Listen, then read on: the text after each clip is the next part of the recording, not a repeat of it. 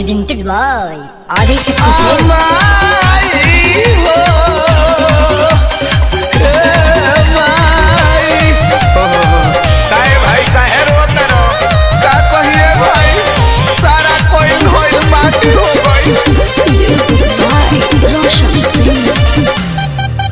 पूरा देश में कोरोना के खतरा बा, आइल पंडित जी के पतरों पर खतरा बा। पूरा देश में कोरोना के खतरा बा, आइल पंडित जी के पतरों पर खतरा बा। यही पर मोदी जी के कोई निगाह हमारे लॉकडाउन से रुकल बिया हमारे दुल्हनिया लगोए दुल्हवा रे। लॉकडाउन से रुकल बिया हमारे दुल्हनिया लगोए दुल्हवा रे।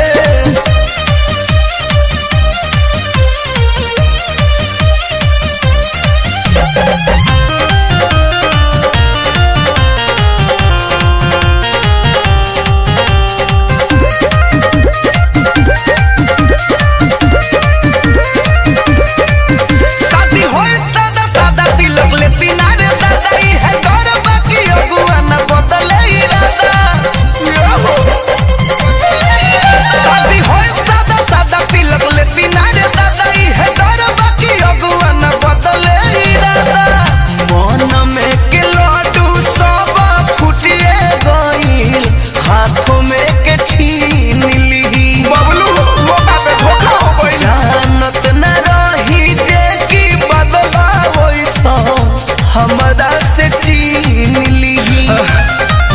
रही रही बड़ा उठावे हमारे अरे माई हो लाला वो लॉकडाउन से रुकल बिया हमारे दुल्हनिया लगोए दुल्हवा रे। लॉकडाउन से रुकल बिया हमारे दुल्हनिया लगोए दुल्हवा रे।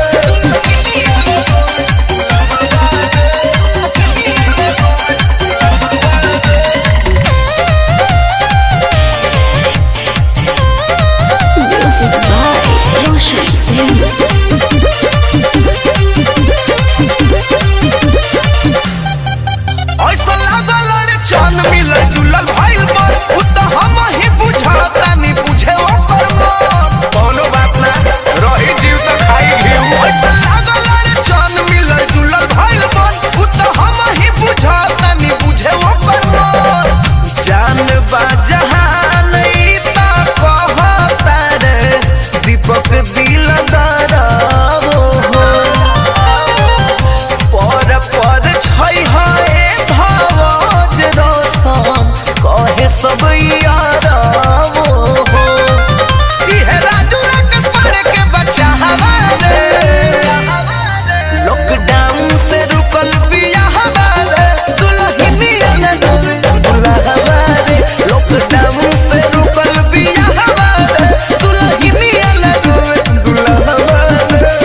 Presented by Adishakti Films.